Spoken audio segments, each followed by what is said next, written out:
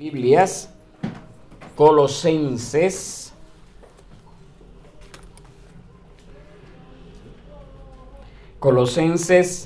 capítulo 2, verso 16 al 23.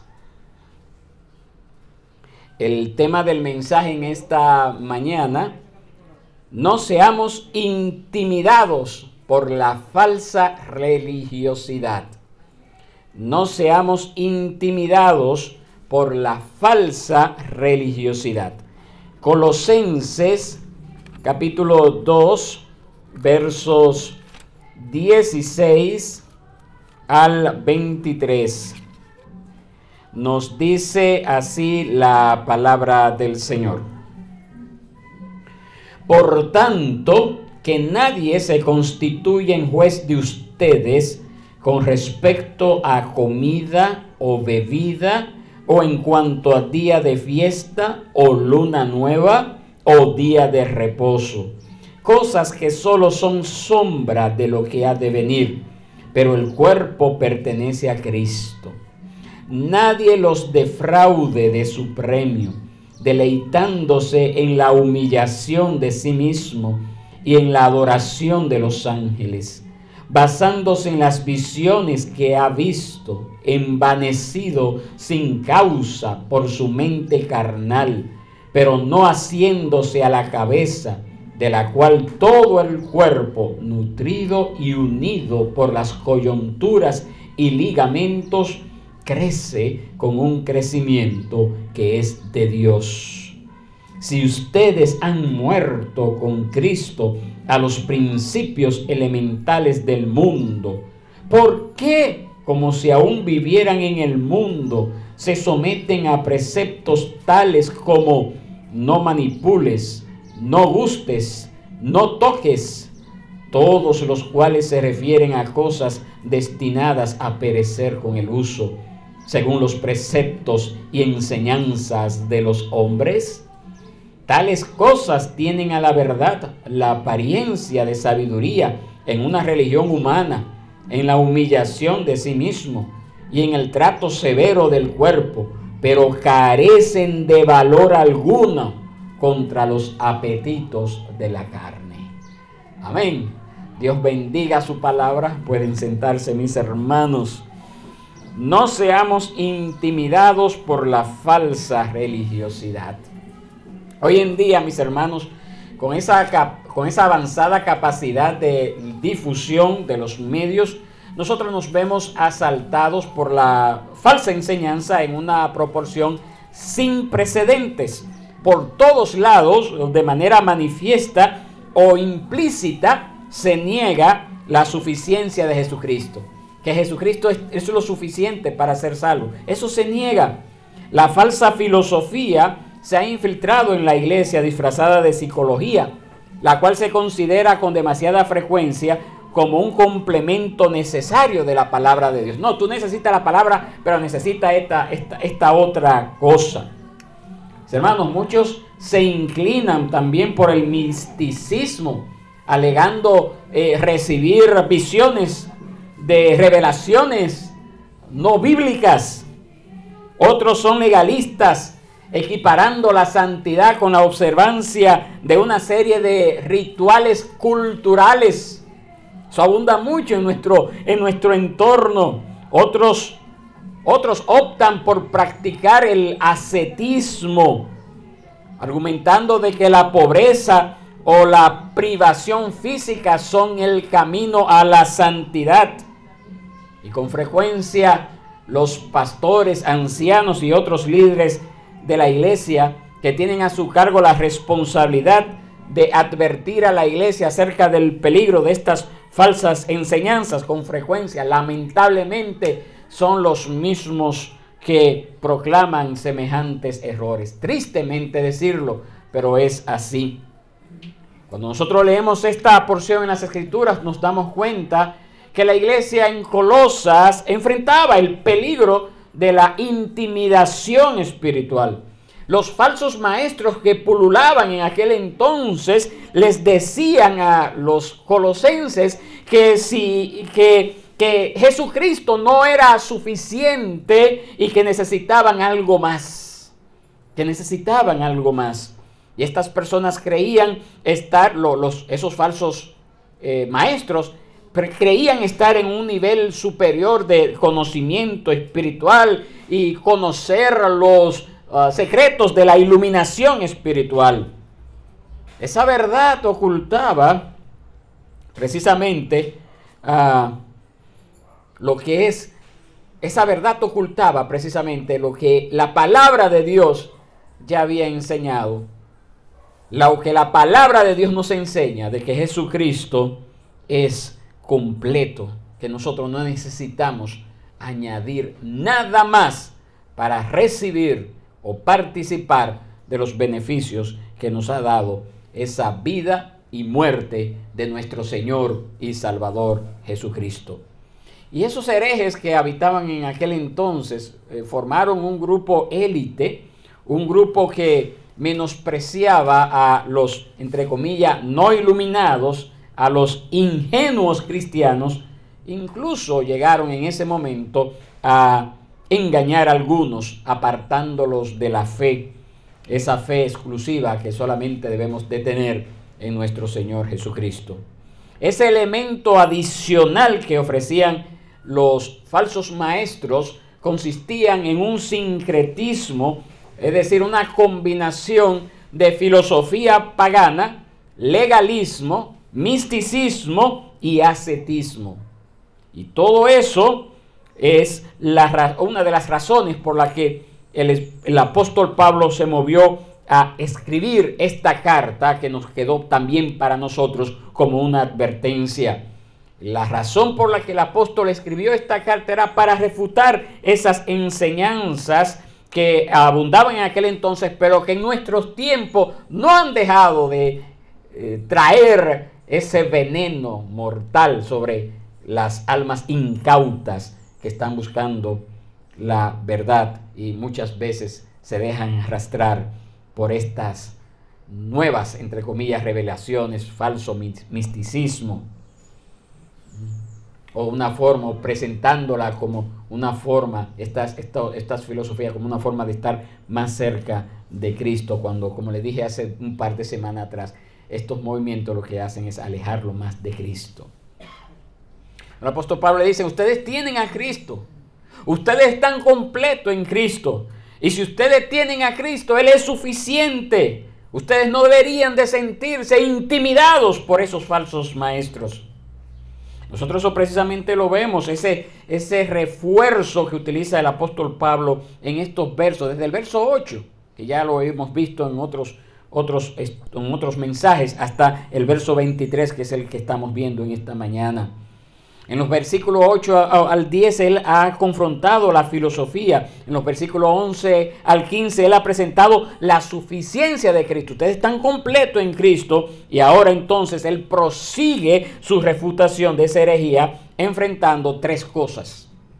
Tres cosas que vamos a ver en esta mañana, pero que también usted debe de tomar en cuenta, porque también esas tres cosas se manifiestan de diferentes formas, pero en el fondo es lo mismo que nosotros vemos que se dio, la misma situación que se dio en aquel entonces, en el siglo I, en la iglesia de Colosas. Tres cosas. Lo primero que nosotros aprendemos acá, mis hermanos, es que no podemos ser intimidados por el legalismo. Eso es lo primero. No seamos intimidados por el legalismo. Mire lo que dice el verso 16 y el verso 17 del capítulo 2. Por tanto, que nadie se constituya en juez de ustedes con respecto a comida o bebida, o en cuanto a días de fiesta, o luna nueva, o día de reposo, cosas que solo son sombra de lo que ha de venir, pero el cuerpo pertenece a Cristo. El legalismo es la religión de los logros humanos. Esa es la religión de los logros humanos. Arguye que la espiritualidad no se basa solo en Cristo, sino también en obras. Hay que hacer algo más, como les decía ahorita de los adventistas. La medida de la espiritualidad se conforma entonces a las meras normas hechas por los hombres. Es decir, usted tiene que hacer algo más. Usted está bien, usted recibió a Cristo, pero tiene que hacer esto. Tiene que añadirle esto. Pero la palabra de Dios a nosotros nos dice, vuelvo y repito, que nosotros estamos completos en Cristo. Cristo ha provisto completa salvación, perdón y victoria. Y nosotros no debemos de sacrificar nuestra libertad en Cristo para someternos a reglas humanas. Y eso es lo que dice Pablo, que nadie se constituya en juez de ustedes. Nadie se constituya, por cuanto Cristo es el fin de la ley para justicia a todo aquel que cree. Nos dice Romanos capítulo 10, verso 4. Someterse de nuevo a un sistema legalista resulta dañino, resulta inútil. Pablo también les recordó a los Gálatas, a la iglesia de Galacia, que ellos habían sido seducidos por el legalismo. Él les dijo: para libertad fue que Cristo nos hizo libre. Por tanto, permanezcan firmes y no se sometan otra vez al yugo de esclavitud. Eso está ahí en Gálatas capítulo 5, verso 1. Entonces el legalismo es algo que es ineficaz porque no puede refrenar la carne. No puede refrenar la carne. También es una ilusión peligrosa, porque los cristianos que en su interior consientan la rebelión o la desobediencia, o incluso los mismos no creyentes, pueden ocultar esa rebelión, esa desobediencia a través de ritos externos. A través de ritos externos. Ah, no, yo no voy a comer carne, por ejemplo. Yo no voy a comer carne, pero voy a hacer de mi vida un desastre. En pocas palabras, esa es la actitud que muestran este tipo de personas. Entonces era la preocupación constante del apóstol Pablo de que los cristianos no fueran intimidados por el legalismo. Él le dijo eso a Tito, que no prestara atención a mitos judaicos y a mandamientos de hombre que se apartan de la verdad. Eso quedó ahí registrado en Tito 1:14. El verso 15 dice: todas las cosas son puras para los puros, pero para los corrompidos e incrédulos nada es puro, sino que tanto su mente como su conciencia están corrompidos.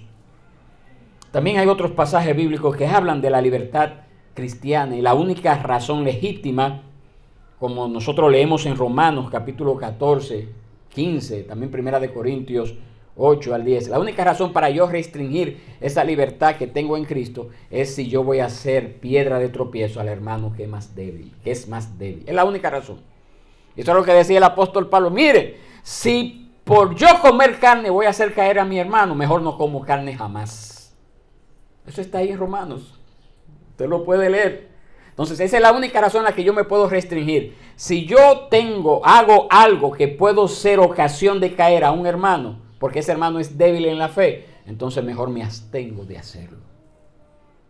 Es la única razón.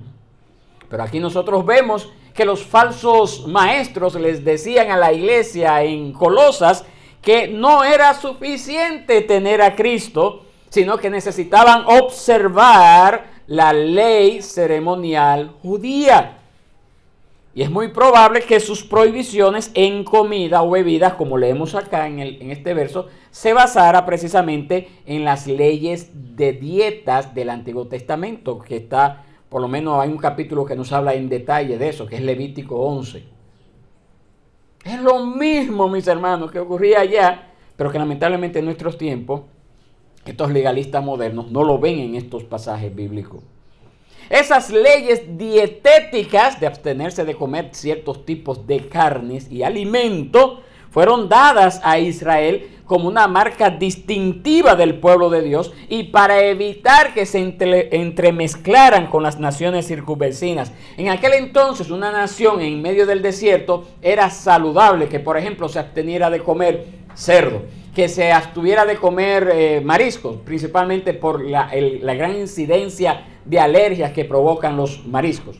Para dar un ejemplo, mis hermanos. Entonces, por esa razón, el Señor restringió estos alimentos para ese pueblo, en ese lugar específico.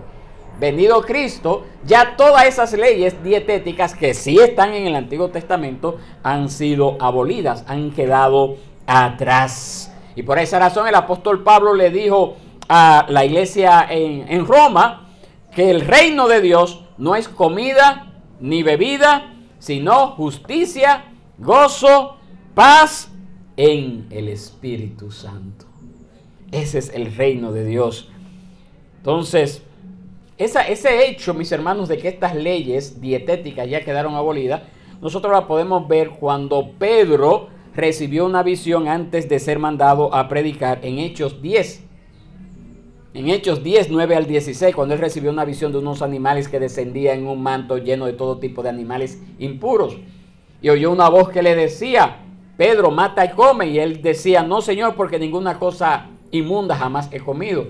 Y el Señor decía a esa voz, lo que Dios limpió, no lo llames tú inmundo. Y se repitió en varias ocasiones eso, hasta que él pudo captar en parte cuál era la esencia de eso.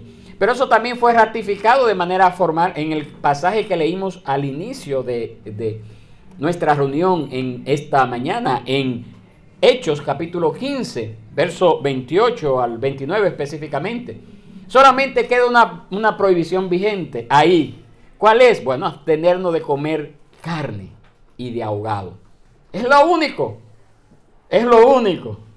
Como cristianos, que está vigente todavía, que sabemos que es una ordenanza que va más allá de las ordenanzas dadas específicamente a Moisés. Ahora, ¿por qué el Señor prohíbe que no comamos carne? Bueno, ya eso es motivo para el estudio de otra ocasión. Sangre. Carne con su sangre o animal ahogado. Eso es motivo para estudio en otra ocasión. Pero también el apóstol Pablo dice que no debemos de ser juzgados por los días de fiesta.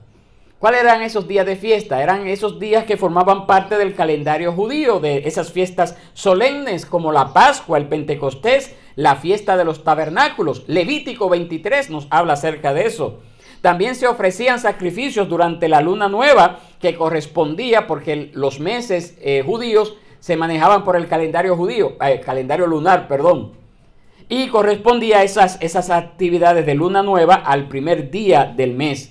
De eso también nos habla Números 28. Entonces, nosotros sabemos ya que venido Cristo, ninguno de estas celebraciones ya han quedado abolidas. Incluso lo que es el sábado, el séptimo día como tal, ha quedado abolida. Ya nosotros, al Cristo venir y resucitar triunfante de la tumba, levantarse triunfante el primer día de la semana, como iglesia celebramos este acontecimiento el día domingo. Por esa razón estamos reunidos en esta mañana, no el día sábado. Eso es lo que nosotros vemos también en el libro de los Hechos, como la iglesia se reunía el primer día de la semana, como el apóstol Pablo les recomienda a la iglesia en Corintios de que aparten algo para que cada primer día de la semana, para que cuando él fuera, apartaran algo para la ofrenda en Jerusalén, de la iglesia en Jerusalén, para que cuando él fuera no se recogieran ofrendas. Es decir, Pablo está diciendo de manera implícita que ese día en que ellos se reunían debían de apartar esa ofrenda para ser llevada a la iglesia en Jerusalén. Entonces, este es el día del Señor en lugar del sábado. Y ese cambio ocurrió de manera gradual, pero sí tomó lugar. Y en la iglesia primitiva, luego de que mueren los apóstoles, siguen entonces algunos escritos fuera de las escrituras hablando acerca de cómo la iglesia se reunía el primer día de la semana. No fue algo impuesto por el emperador romano Constantino, como dicen los adventistas y como dicen los nuevos judaizantes de nuestros tiempos. No fue impuesto por el emperador Constantino, fue algo confirmado o reafirmado por este emperador, pero era una práctica que ya se venía celebrando. Ya se venía celebrando el día del Señor, el día domingo. Entonces esa ley de apartar este día ha sido movida, no ha sido quebrantado el mandamiento, sino que el día ha sido movida para el día domingo. Como dice el apóstol Pablo, que esas observaciones judías eran solamente sombras de lo que había de venir. Sombras de lo que había de venir. El Señor nos ha dado un mandamiento directo y claro en estos días que también nosotros debemos de honrar. En este caso, el domingo como día del Señor, como nuestro día de reposo cristiano. Porque la ley moral contenida en los 10 mandamientos ha quedado vigente para todas las épocas hasta que Cristo venga. Amén. Hasta que Cristo venga. Entonces ahí no estamos quebrantando el mandamiento, sino entendemos que ha habido un cambio de día. Eso es lo primero, no podemos ser intimidados por el legalismo. Pero lo segundo, tampoco podemos ser intimidados por el misticismo. Y eso es lo que nosotros vemos en el verso 18 y en el verso 19. ¿Qué nos dice allí? Dice de la siguiente forma: nadie los defraude de su premio, deleitándose en la humillación de sí mismo y en la adoración de los ángeles, basándose en las visiones que ha visto, envanecido sin causa por su mente carnal, pero no haciéndose a la cabeza, de la cual todo el cuerpo, nutrido y unido por las coyunturas y ligamentos, crece con un crecimiento que es ¿de quién? De Dios. Entonces, ¿qué es el misticismo? Es sencillamente una búsqueda de una experiencia religiosa subjetiva, una experiencia religiosa mayor o más profunda. Eso es el misticismo. Es esa creencia de que la realidad espiritual se conoce por fuera del intelecto humano o de los sentidos naturales. El misticismo busca la verdad a través de sensaciones internas, como esos sentimientos que yo no siento hacer esto. O que también este es el caso de esas personas que usted ve que Dios le habla cada minuto. Es decir, si se va a levantar, el Señor me habló que me levantara. Si se va a bañar, el Señor me dijo que me bañara. Son tan autómatas, tienen tan poca mente, que son capaces de afirmar de que Dios tiene que darle la orden para ellos hacer algo. Cuando Dios nos ha dado a nosotros esa capacidad innata de nosotros determinar, de nosotros actuar. Ese es el misticismo, mis hermanos, que todavía abunda en nuestros tiempos, lamentablemente a través de estas iglesias que están en nuestro alrededor. Entonces, esa actitud irracional que va en contra del intelecto es la antítesis de la teología cristiana. Está en contra de lo que nosotros vemos en la palabra de Dios. Esos falsos maestros que abundaban en la iglesia en Colosas tenían ese alarde de tener una experiencia más cercana con Dios. Y Pablo le exhortó a la iglesia en Colosas a que no fueran defraudados de su premio. Es decir, que no perdieran el premio que ya habían recibido. Que no perdieran ese premio que ya había recibido. Y el apóstol Pablo está diciendo aquí, miren, no se dejen engañar en esa falsa humillación que ellos tienen. En esa falsa humillación que ellos tienen. Es lo que podemos ver ahí. Nadie los defraude, en el verso 18, nadie los defraude de su premio, deleitándose en la humillación de sí mismo y en la adoración de ángeles.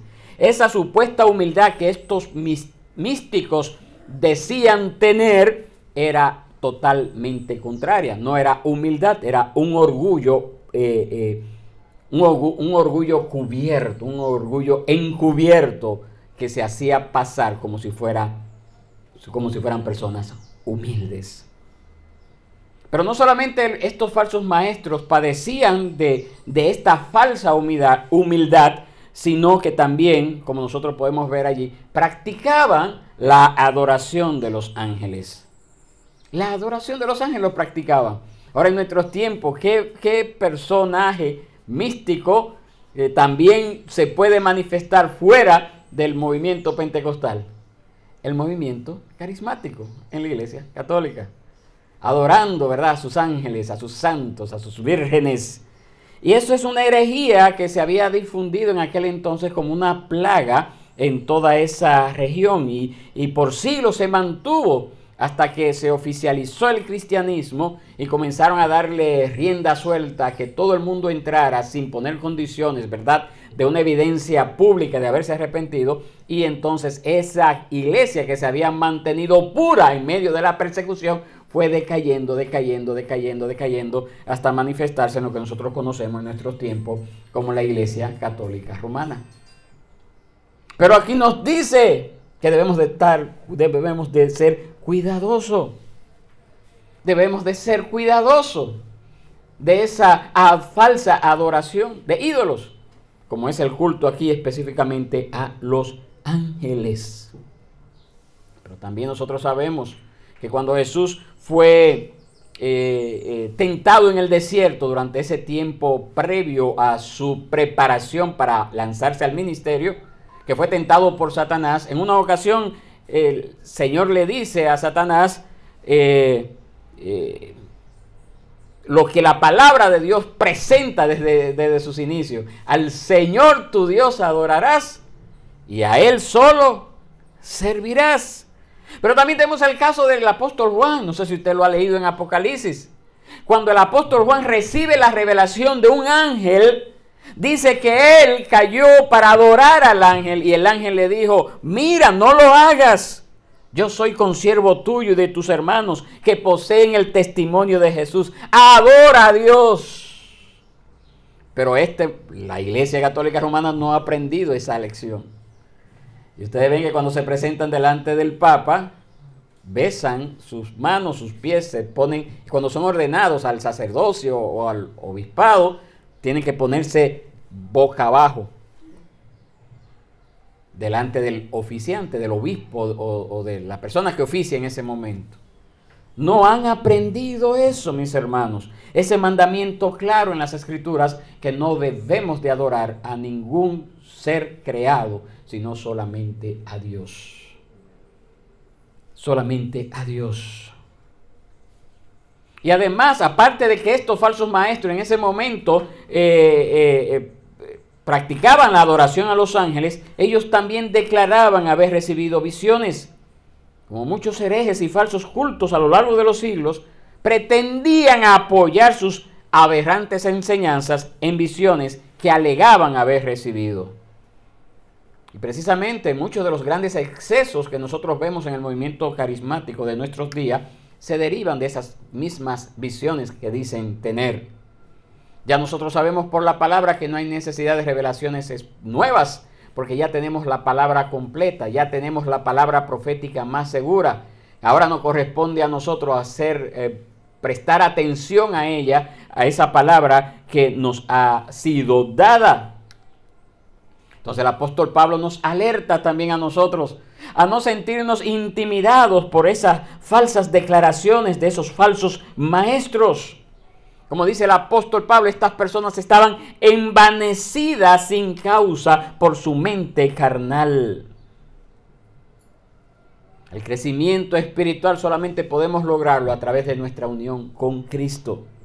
Eso es lo que nos dice en Juan capítulo 15, versos 4 al 5. Permanezcan en mí y yo en ustedes. Como el sarmiento no puede dar fruto por sí mismo si no permanece en la vid, así tampoco ustedes si no permanecen en mí. Yo soy la vid, ustedes los sarmientos. El que permanece en mí y yo en él, ese da mucho fruto, porque separados de mí, nada pueden hacer. La única forma, mis hermanos, de nosotros permanecer unidos a Cristo es a través de lo que Él ya ha revelado en su palabra. Esa es la única forma en que yo puedo conocer su voluntad. Esa es la única forma en que me puedo guiar en medio de esta generación maligna y perversa. Es a través de su palabra. Es recibiendo las sabias amonestaciones en lo que es la comunión de una iglesia local, donde la palabra de Dios nos dice que en esa iglesia local, allí somos estimulados al amor y a las buenas obras. Hebreos 10:24 nos dice eso. Allí es que somos estimulados al amor y a las buenas obras. Entonces nosotros también debemos de orar mucho por el pastor, por la persona que Dios ha puesto a dirigir y a aplicar y enseñar estas palabras, para que no se desvíe de la verdad, para que pueda predicarla tal cual ha sido recibida, para que pueda también él ser nutrido para poder dar. ¿Cuántos están dispuestos a hacer eso por su pastor? En el ser humano existe la tendencia de pasar de la objetividad a la subjetividad, de apartar los ojos de Cristo para ponerlos en la experiencia. Y eso siempre ha sido motivo de intimidación para los creyentes que son débiles y es una amenaza constante para la iglesia. Entonces ese misticismo hoy día se manifiesta con mayor frecuencia, como le dije, en el movimiento carismático, en algunos pentecostales también, porque ponen a la palabra de Dios, las escrituras, a un lado y se llevan solamente de esas experiencias nuevas que han recibido, esas falsas experiencias nuevas, y no acuden a la palabra.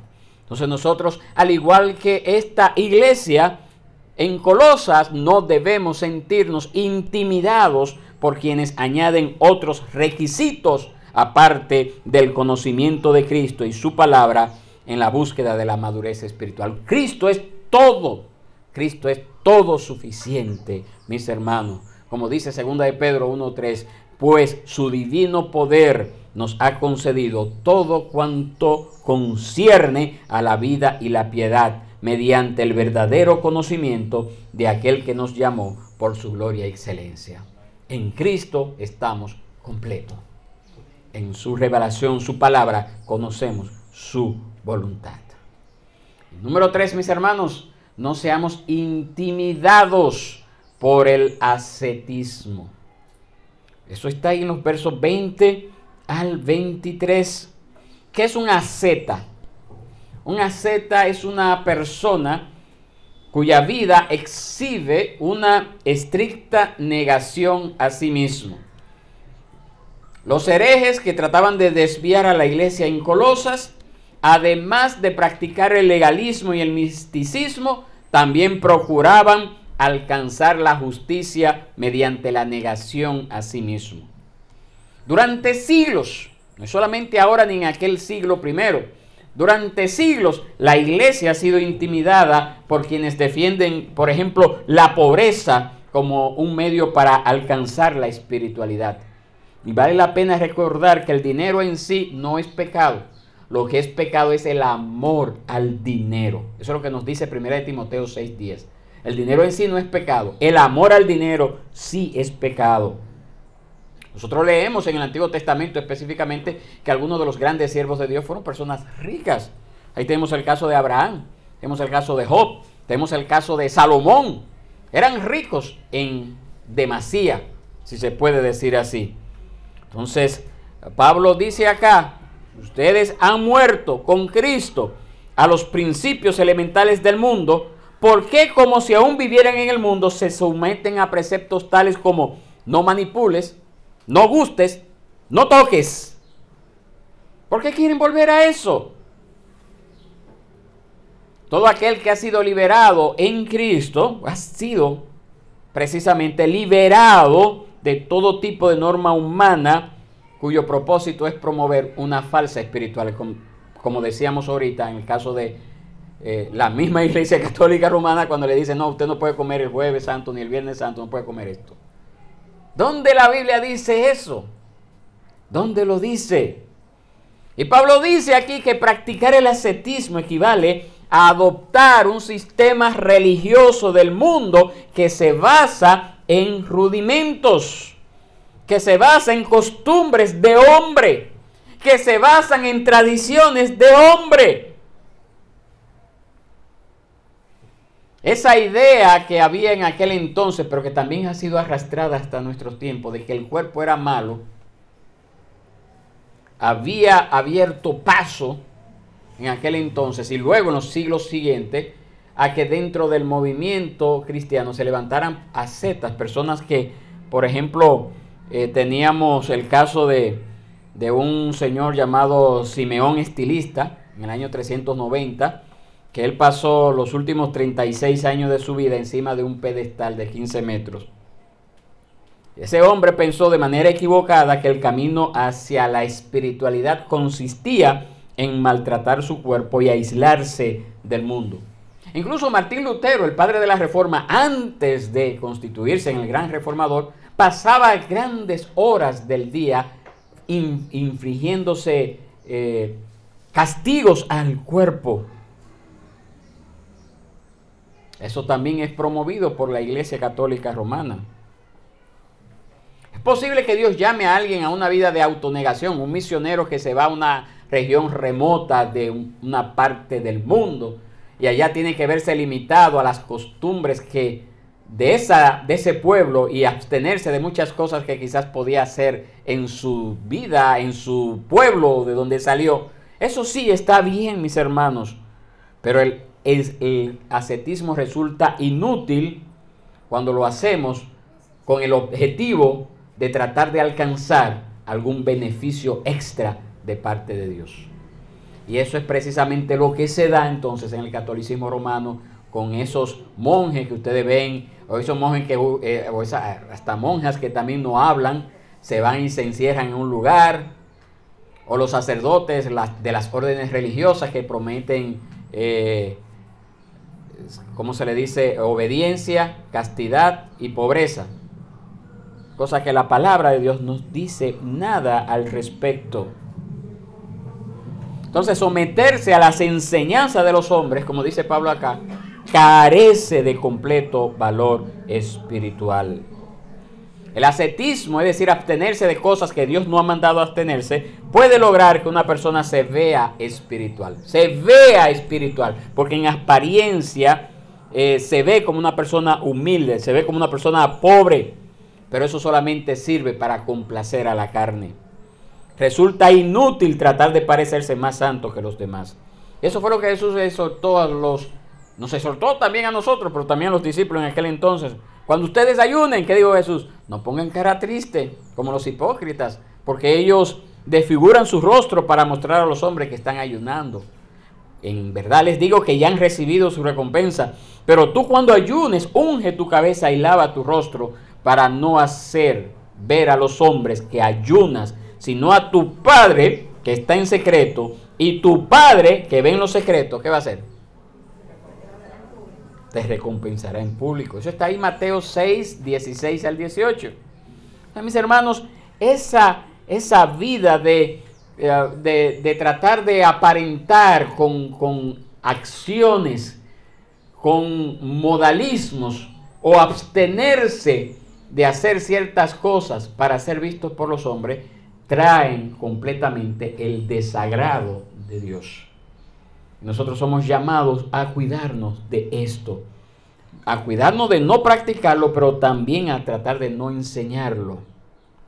Como dice el verso 23 de nuestro capítulo 2. Tales cosas tienen a la verdad la apariencia de sabiduría en una religión humana, en la humillación de sí mismo y en el trato severo del cuerpo, pero carecen de valor alguno contra los apetitos de la carne. Incluso esas mismas cosas que supuestamente nos van a llevar a consagrarnos más, muchas veces provocan un mayor deseo de la carne. Así que, mis hermanos, la invitación en esta mañana es que nosotros podamos ver esto como una advertencia también para nosotros. Nosotros no debemos de sentirnos intimidados por una falsa filosofía humana. No debemos de sentirnos intimidados por el legalismo, por el misticismo, por el ascetismo. Como dice Jeremías 2:13, esos son solamente cisternas rotas que no retienen el agua. Nosotros debemos de asirnos a Cristo, en quien nosotros estamos completos. Siempre es mi deseo que cuando alguien me da una razón una noticia incluso, para yo defender o creer o afirmar o propagar, siempre yo pregunto, ¿de qué fuente sacaste esa información? Asimismo, nosotros como cristianos somos llamados a examinarlo todo, a retener lo bueno que ya ha sido revelado para nosotros en la palabra de Dios. Ya en Cristo nosotros estamos completos. Ya no tenemos que seguir tradiciones de hombre. Ya no tenemos que seguir imposiciones de hombre. Solamente lo que Dios ha revelado en su palabra, yo tengo el deber de cumplir, de obedecer lo que Él ha dado en su palabra. Ya fuera de ahí, yo debo de gozar de la libertad que he recibido en Cristo Jesús. Entonces, la invitación una vez más es que no seamos intimidados por esta falsa religión que abunda en nuestros tiempos también, que se manifiestan con diferentes nombres, con diferentes movimientos, pero que tratan de llevarnos de nuevo a la esclavitud de la cual nosotros fuimos libertados en Cristo Jesús. En Cristo estamos suficientes, más que suficientes. Él lo llena todo, Él lo completa todo. Esperemos en Él siempre y glorifiquemos su nombre por lo que Él nos ha dado, y tratemos entonces de igual forma que otras personas puedan escuchar estas verdades y también puedan ser liberados de esa misma esclavitud de la cual el Señor nos hizo libre. Estemos de pie, mis hermanos, y oremos al Señor.